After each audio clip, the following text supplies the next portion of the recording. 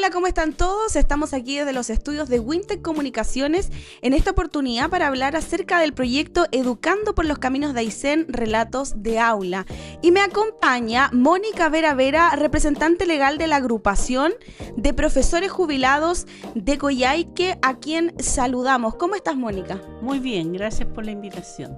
Estamos aquí para conversar acerca de lo que es este proyecto que tiene un gran objetivo y del cual estamos aquí para conversar, y agradecer también al gobierno regional y a su consejo por este 8% que hace posible que estos proyectos se lleven a cabo en nuestra comunidad. Y queremos comenzar, Mónica, que nos cuentes de qué se trata este proyecto. Bueno, en primer lugar, yo quiero partir nuevamente agradeciendo la confianza que ha tenido el Consejo del Gobierno Regional, los consejeros, para aprobar por segunda vez este proyecto. Por segunda vez, bien. Este es un trabajo colectivo del taller literario que pertenece al Departamento de Profesores Jubilados. El Departamento de Profesores Jubilados agrupa a una cuarentena de profesores. Y de allí el taller literario es un grupo de profesores que le tienen afinidad y les gusta escribir. ¿Ya? Hay profesores que tienen bastante experiencia. Inicialmente éramos 18 profesores, terminamos 12 por razones de salud, también de traslado de personas que se fueron a vivir a otro lado. Finalmente quedamos en 12. Por lo tanto, hubo lugares en que no alcanzamos a describir. Perfecto. ¿Ya? Este trabajo fue un trabajo que nosotros iniciamos en el año 2000. Perfecto. Un proyecto que postulamos en el año 2000. Inicialmente, en la primera etapa, se hizo una versión digitalizada, pendrive y CD, y fue distribuido a todas las personas adultos mayores, los grupos de adultos mayores, a los CRA, al gobierno regional, etc. Y en una segunda etapa, que fue el año 2021, se hizo la primera edición del libro. Perfecto. Nosotros comenzamos el año 2020 y, como ustedes recuerdan, fue un año bien difícil. Alcanzamos a hacer de 24 talleres, empezamos el 7 de enero, alcanzamos a hacer 7 talleres presenciales. Perfecto. Y de allí nos mandaron a guardarnos a todos. Claro, empezamos modo pandemia y empezaron a pasar cosas importantes. No se podía hacer reuniones, exacto, no juntarse, qué sé yo. Así que vimos la posibilidad de continuar el proyecto. Primero quedamos totalmente descolocados. Después dijimos, pero lo podemos hacer virtual. Perfecto. Y decidimos esa metodología, enviando los trabajos a nuestra monitora y escritora regional, la señora Karina de Arseno, que ella nos ha acompañado ya en varias oportunidades al taller literario. Nosotros necesitamos una persona que tenga un poco más de expertise en esto, claro, que nos pueda orientar en el trabajo. Entonces hicimos un trabajo virtual en algunos casos, eran 2 casos de situaciones de profesores muy mayores que no se manejaban para nada con el computador. Entonces yo iba a sus casas a buscar los trabajos a mano, se lo transcribía y se lo enviaba a nuestra monitora. Claro. Ella hacía observaciones, si encontraba pertinente, o daba el visto bueno y se iban juntando este material. Y todo este material y todos estos talleres hoy día tienen la posibilidad de hacer lo que tienes en tus manos, que es una segunda edición de un libro hoy día impreso. Claro, este libro que tiene la segunda edición, la primera edición fue con el 6% de fondo de FMNR, exacto, y el 8% que lo vamos a mostrar. Y la versión de este año es del 8%. Claro. Tuvimos en esta oportunidad la ocasión de hacer un mayor número de ejemplares. En total son 1.800 ejemplares, del cual una cifra el considerable. 25%, 450 libros, se fueron al gobierno regional. Y estamos en la distribución, porque todavía nos falta una tercera remesa que nos entregue la imprenta. Estamos distribuyendo, ya lo entregamos a todos los centros de recursos de aprendizaje de la región. Perfecto. A todos los CRA. Entregamos 2 libros a cada CRA, a los servicios locales de educación, que ellos nos van a distribuir los libros, que son los que llegan a la administración de estas escuelas y liceos públicos. Tengo que hacer llegar también a los colegios particulares subvencionados de la región 2 ejemplares de este libro.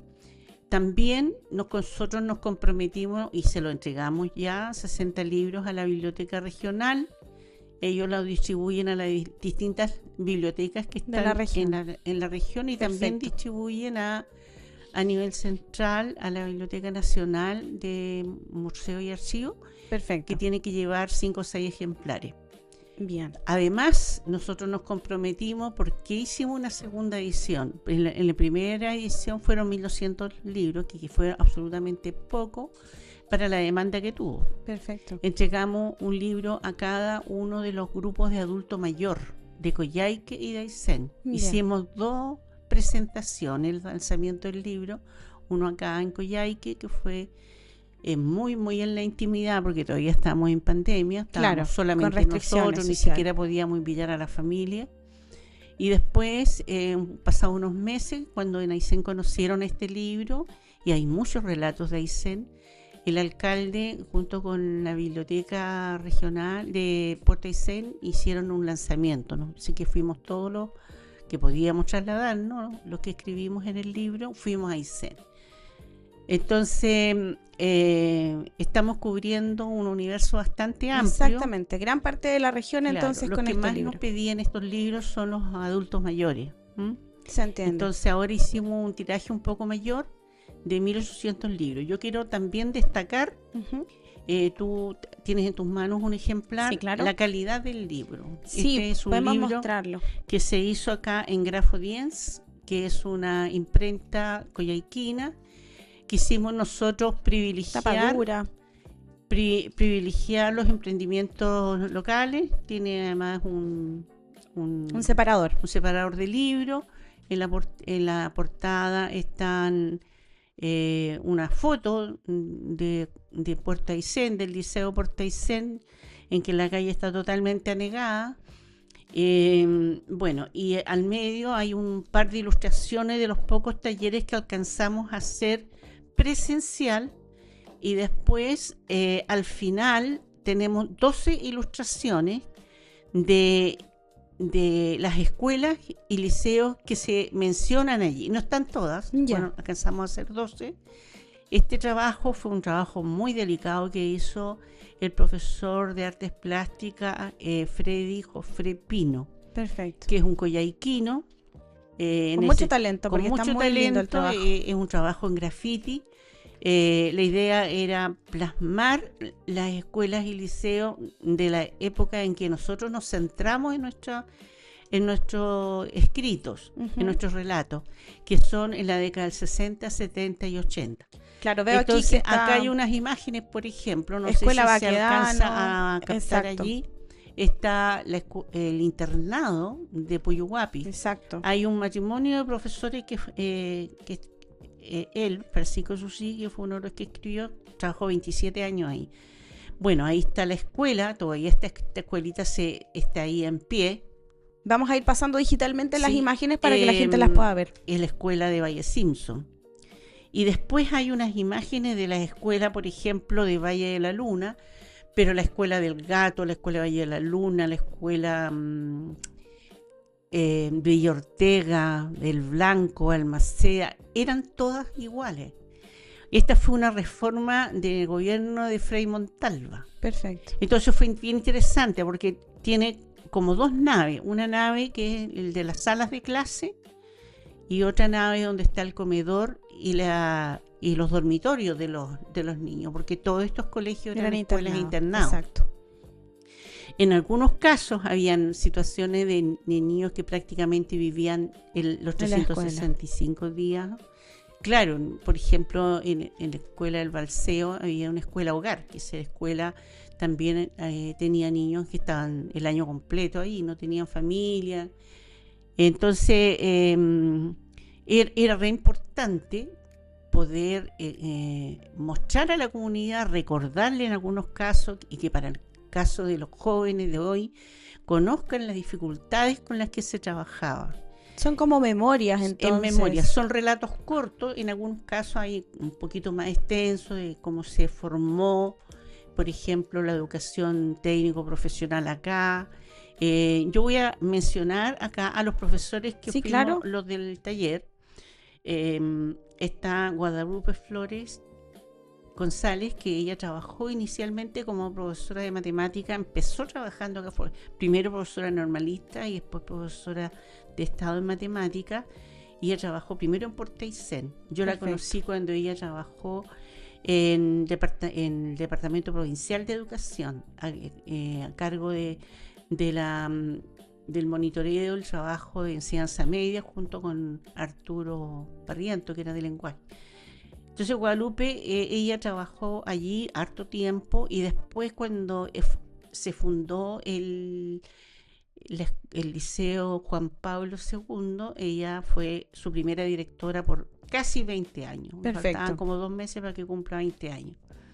También fue directora del Liceo Josefina Aguirre, y bueno, ya está ella jubilada.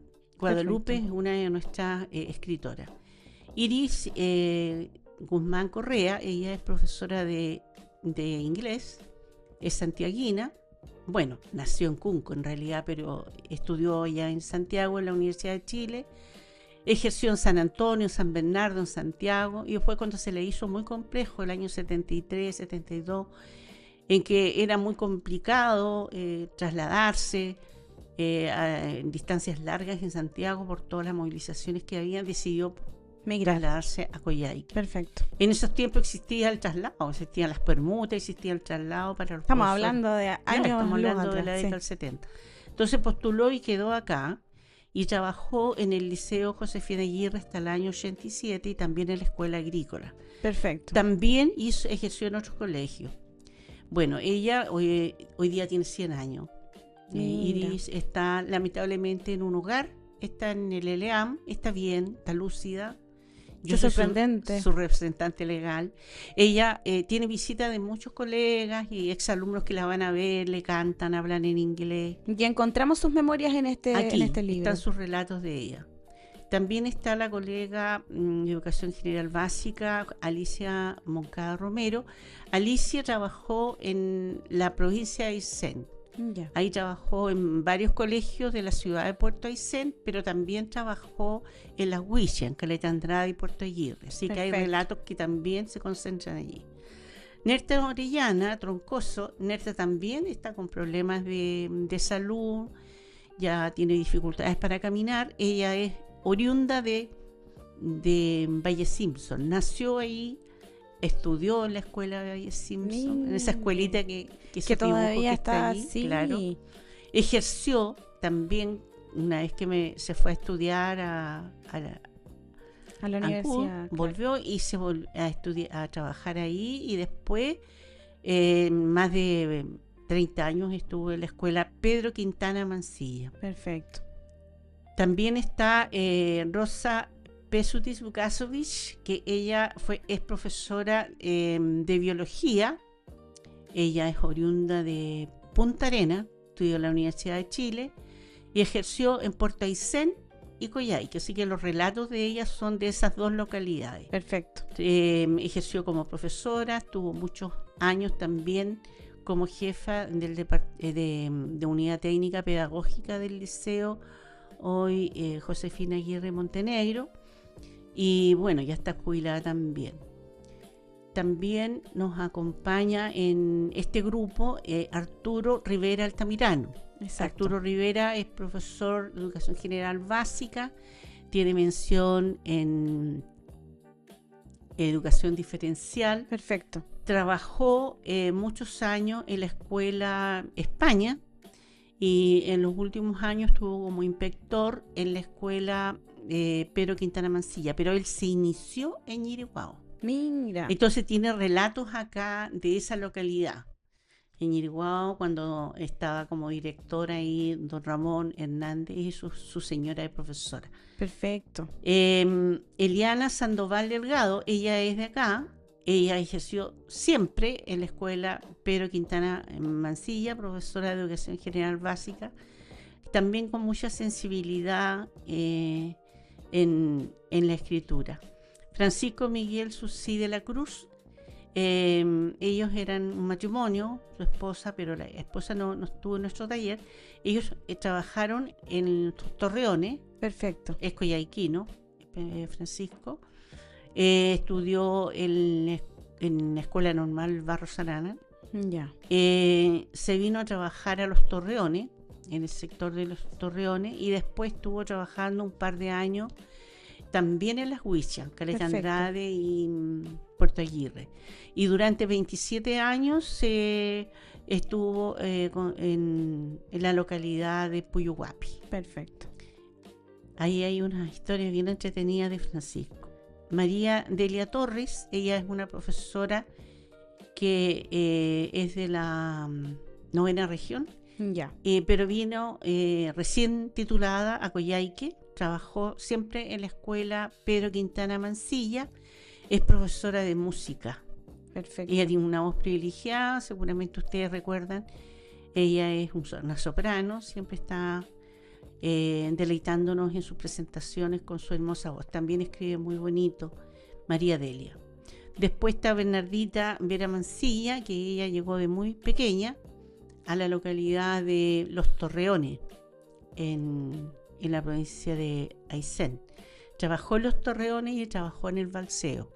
Y los últimos 15 a 20 años terminó acá en la escuela Nieves del Sur. Perfecto. Ella es una profesora también con mucha sensibilidad y trabajo en las artes visuales, pinta maravilloso en óleo, escribe muy lindo también y bueno, también nos acompaña. Y la que le habla, Mónica Vera. Presente. Yo estudié, soy coyhaiquina, estudié acá en la escuela, en ese tiempo se llamaba Escuela Superior de Niñas. Ya, que hoy día es. Hoy día es en la escuela Pedro Quintana Mancilla, estaban separados.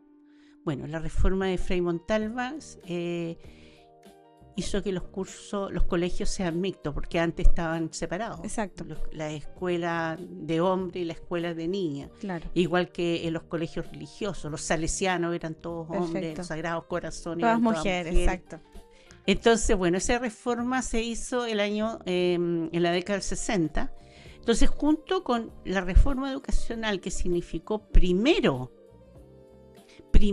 era perfeccionamiento y reactualización en los profesores y también regularizar, porque había muchos profesores, especialmente que trabajaban en zonas rurales, que no eran profesores. Uh-huh. Entonces, primero se preparó a los profesores, se les perfeccionó con la nueva reforma y paralelo con eso se fue confeccionando edificando estas escuelas en los distintos lugares de Chile. Fue una inversión enorme que se hizo en ese tiempo pensando en la educación chilena. Estábamos tratando de revertir resultados de estadística en que el índice de analfabetismo era muy alto.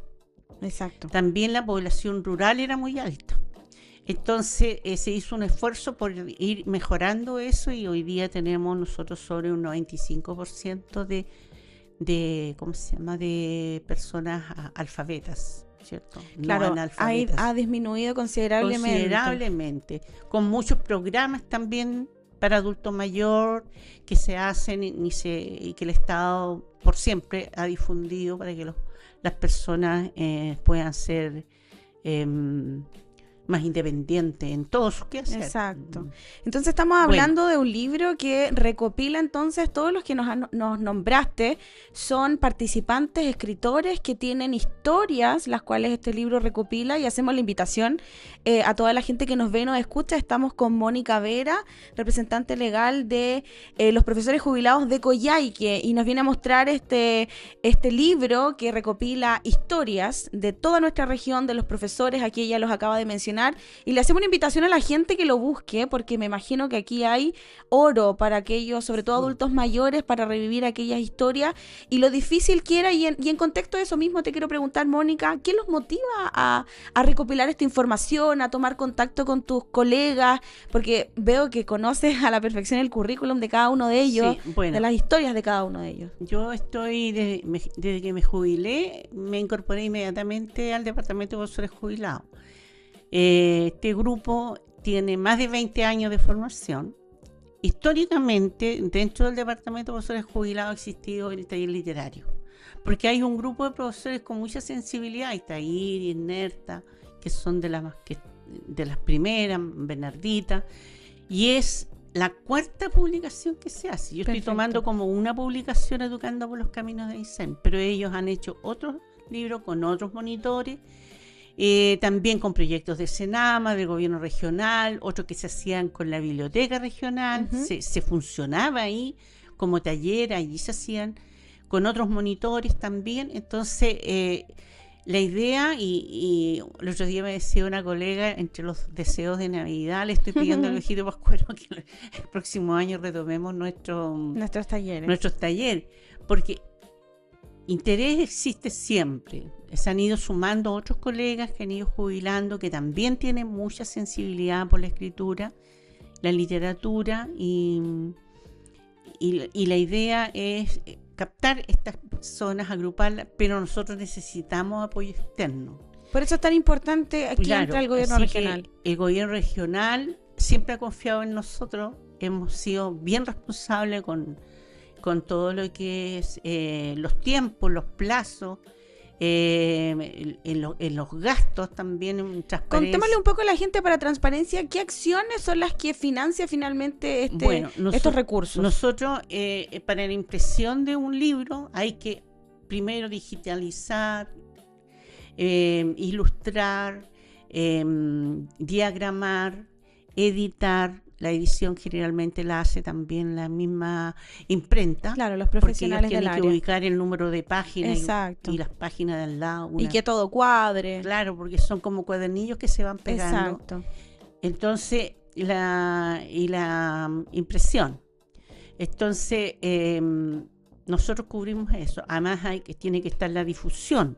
Perfecto. Que está dentro de... Y también nosotros hemos tenido en otras oportunidades también recursos para poder cancelar a la monitora. En esta ocasión no fue necesario porque eran los mismos relatos, solamente agregamos al final un par de imágenes que corresponden a los lanzamientos de la primera etapa. Perfecto. Un conversatorio intergeneracional que organizó el SLEP con profesores encargados de los talleres literarios de los liceos de acá de Coyhaique, que pertenecen al servicio local, como es Josefina Aguirre, Ricardo Navarrete y el Alto del Macay. Y después imágenes del Día del Libro y el lanzamiento que hicimos acá en Coyhaique, que tuvimos solamente los socios del Departamento de Profesores Jubilados y los que pertenecíamos al taller literario. ¿Tenemos algunas imágenes ahí de ese lanzamiento? Sí, tenemos imágenes al final que ustedes lo van a poder después seguramente ir incluyendo.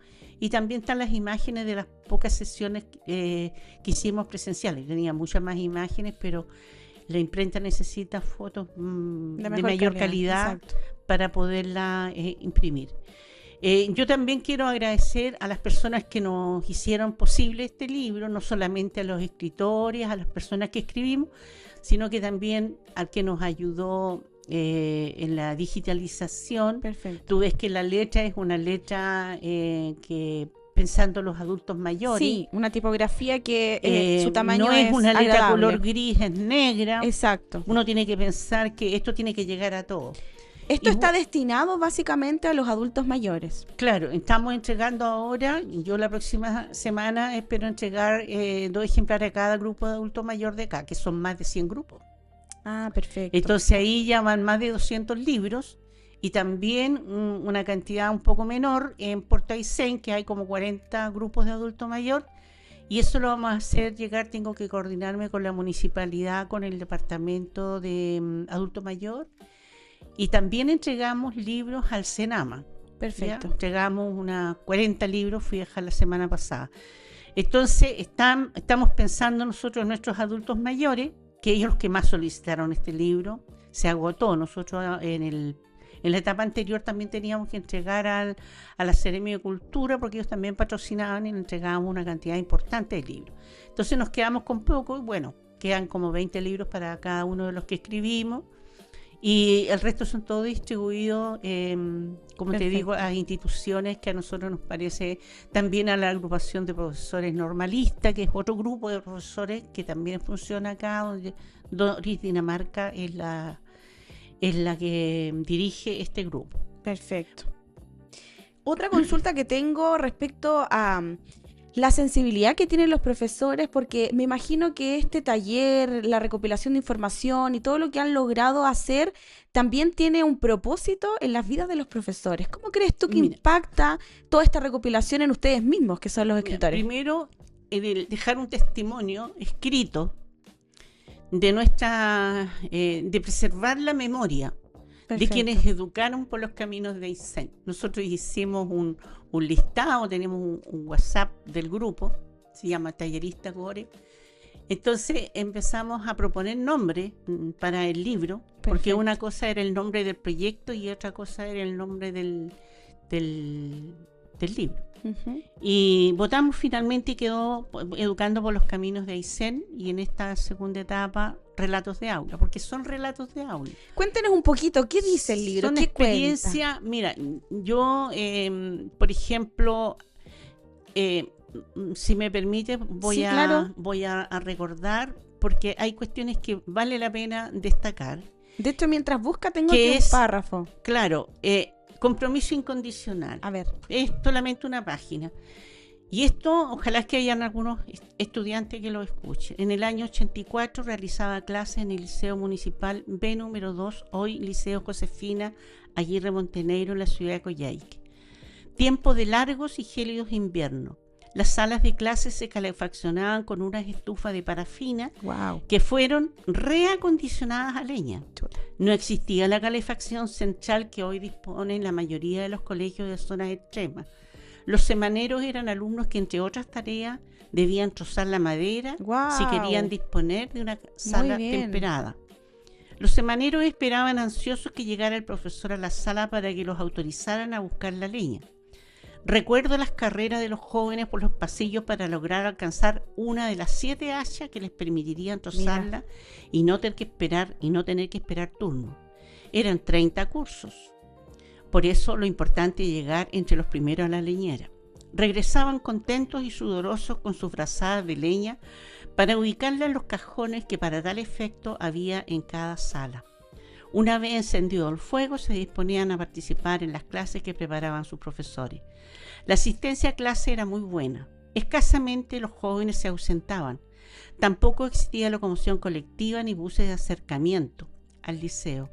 Algunos caminaban más de 20 cuadras cada mañana, wow, y otras tantas para regresar a sus hogares. En una ocasión, recuerdo que un alumno que participaba en la Academia de Astronomía caminó desde su casa hasta el liceo con temperatura de menos 16 grados bajo cero. Wow.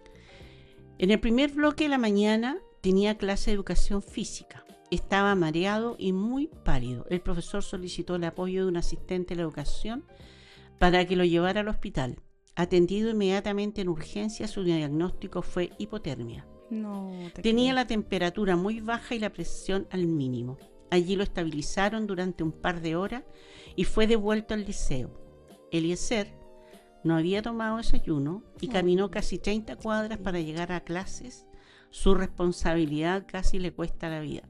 Acordémonos de los militares que murieron. Sí, claro. En Tucumán. Exacto. Se quedan caminando y iban muriendo. O sea, existen muchos testimonios de jóvenes que vivían en el sector El Claro o en el lago Atravesado, que caminaban entre 6 y 10 kilómetros cada mañana. No reclamaban, asistían puntualmente y a las tardes a veces se les autorizaba retirarse antes para regresar con luz día. Estos testimonios vale la pena sacarlos del baúl de los recuerdos porque el compromiso y el sentido de responsabilidad de esos jóvenes de ayer son dignos de destacar. ¡Wow! Tremenda historia. Eso es un testimonio que yo viví. Por ejemplo, yo sé perfectamente porque esa academia de astronomía me permitía a mí hacer observaciones nocturnas del cielo y eso se hace en la noche. Y yo después iba a dejar a los alumnos a su casa, así que yo sabía perfectamente dónde vivía Eliezer. Eliezer vivía en la población Zamora, al final de... ¿Qué edad tendría hoy día Eliezer? Eliezer, yo estoy hablando del año... Debe tener unos 35 años, él. Pero lo pasó mal, porque casi se nos muere. O sea que hace 30 años en la región las condiciones educacionales eran muy básicas. Claro, hoy día muchas familias tienen vehículos, van a dejar a sus hijos a los colegios, ¿me entiende? Hay algunos colegios que tienen buses de acercamiento. Hay mucha más facilidad. Son muy pocos los que caminan. Exacto. La asistencia en ese tiempo, que no había ninguna de esas facilidades, no había una buena calefacción. Era muchísimo mejor que hoy. Y era mucho mejor. Nosotros no teníamos problemas de inasistencia. Estamos hablando de otra generación, quizás la comodidad. De mucho compromiso en la familia también. El apoderado, el papá, se sentía apoyado con el profesor. A veces en algunas partes uno parece que el profesor fuera el enemigo. Exacto. Y no es así, uno educa y la educación no solamente es en conocimientos, sino que en valores. Y es lo que se complementa de la familia. Exacto. Mónica, ¿y cómo sientes que este proyecto fortaleció la organización para sacar adelante este libro? Bueno, es un momento de encuentro distinto porque nosotros nos juntamos 2 veces en el mes haciendo una reunión de tipo gremial, social, y después compartimos un cafecito con algo con los colegas en un lugar calefaccionado, pero estos talleres son en un horario extraordinario, o sea que toda la semana por 20 sesiones, 24 en este caso, 24 talleres, acompañado de un tallerista en que tú tienes que tener una calefacción, Exacto. tienes que tener un cafecito igual, porque las condiciones climáticas y los espacios, el lugar donde trabajamos, un lugar amplio que necesita calefaccionarse, y por eso es importante también.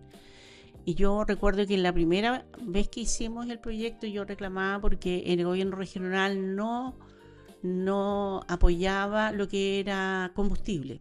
Perfecto. Claro, nosotros no necesitábamos benzina, pero sí necesitábamos parafina. Claro. Porque nosotros también postulamos como Departamento de Profesores Jubilados a la renovación de las estufas a leña cuando se abrió esto para las instituciones. Exacto. Entonces yo postulé al Colegio de Profesores, hicimos el recambio, entregamos una estufa a leña y por lo tanto nosotros no compramos leña, sino que ahora compramos parafina. Entonces necesitábamos que nos aportaran fondos para poder reunirse. Porque una cosa es que nosotros pudiéramos reunirnos, digamos, con nuestras cuotas que son bajitas y poder cubrir para 1 o 2 sesiones en el mes, pero no cuando son toda la semana o más veces en la semana, entonces necesitamos mayor gasto. Entonces es importante, y acogieron eso, que si es para combustible nosotros pudiéramos poner una cantidad de litros de parafina para el proyecto. Entonces agradecemos a los fondos del gobierno regional, al 8% que hace posible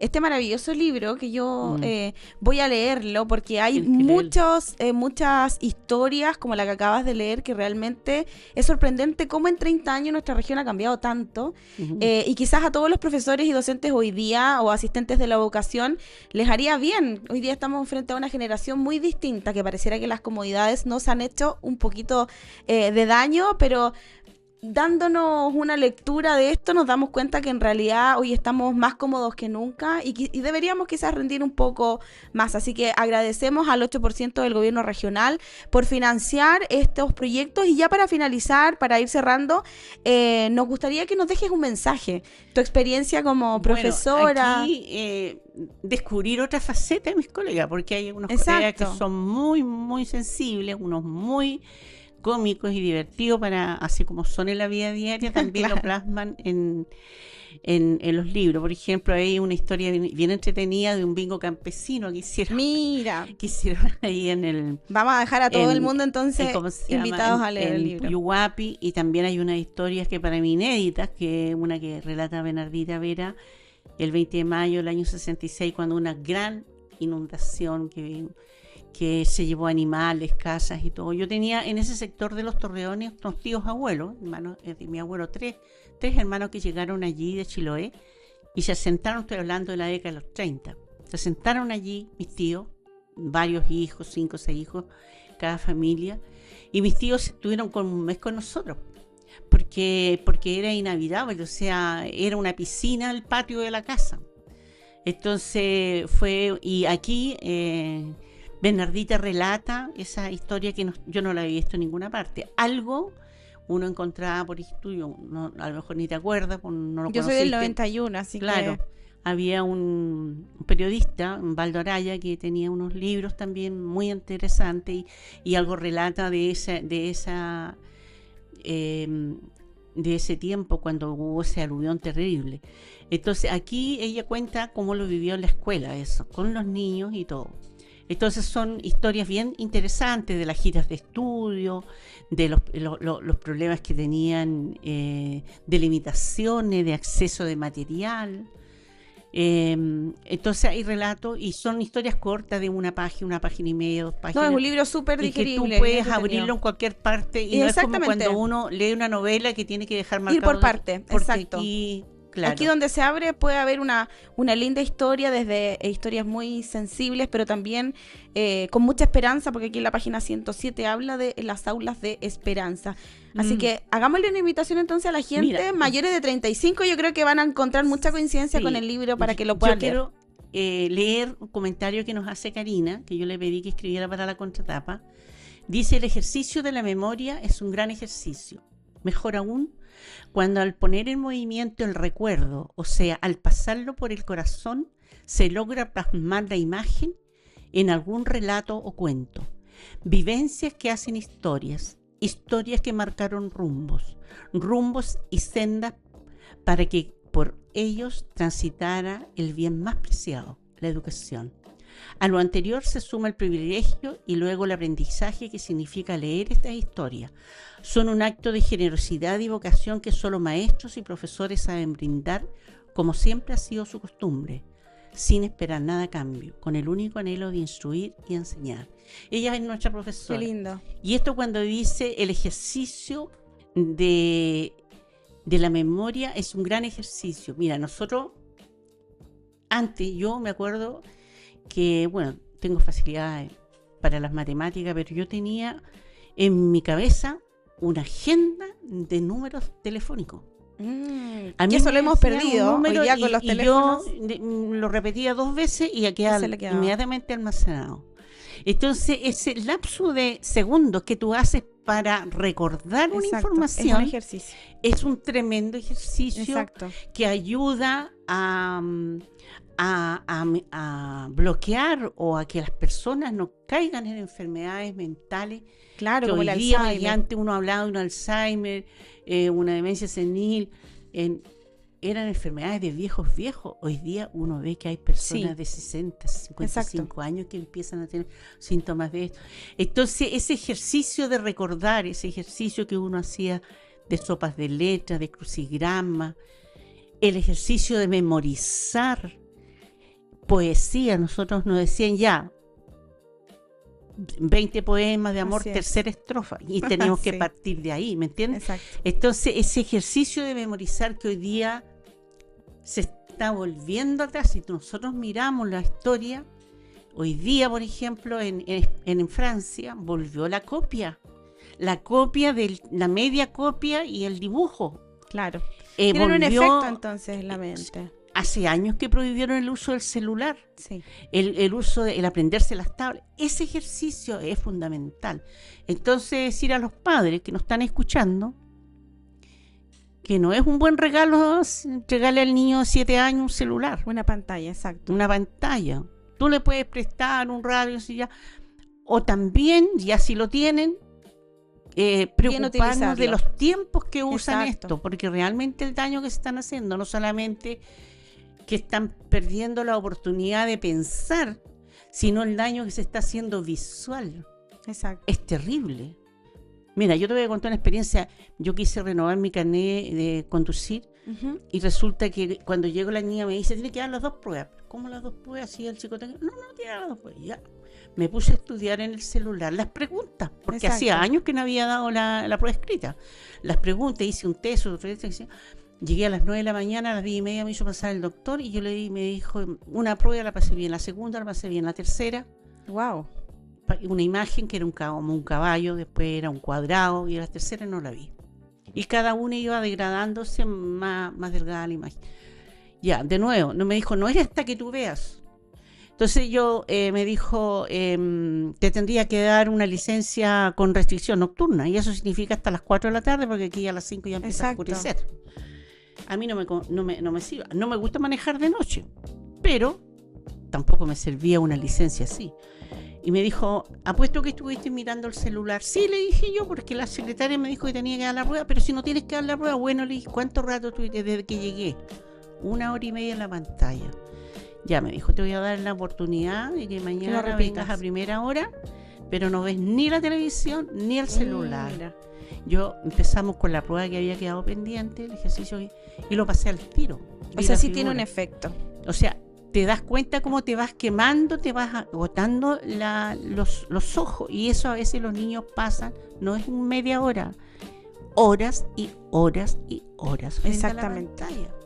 Exactamente, Y es un entonces- gran consejo, Mónica. Mm. Y con ese consejo queremos ya cerrar esta entrevista, invitar a la gente, sobre todo a los mayores de 30, 35 años, que puedan buscar este libro que lo encontramos en las bibliotecas regional, para saber de todas estas memorias. Queremos agradecerte, Mónica, por el tiempo, por el espacio y agradecer, por supuesto, al 8% del gobierno regional, quien hace posible que podamos llevar a cabo este gran y hermoso proyecto. Saludar también a todos los profesores y escritores.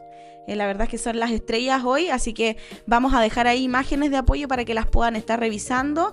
Y con esto estamos cerrando. Invitar a todos a revisar nuestro sitio web wintechaustral.cl para saber de estas noticias y otras noticias. Te agradecemos, Mónica. Muchas gracias. Que estén muy bien y nos estamos encontrando en otra oportunidad aquí en Wintech Austral. Chao, chao.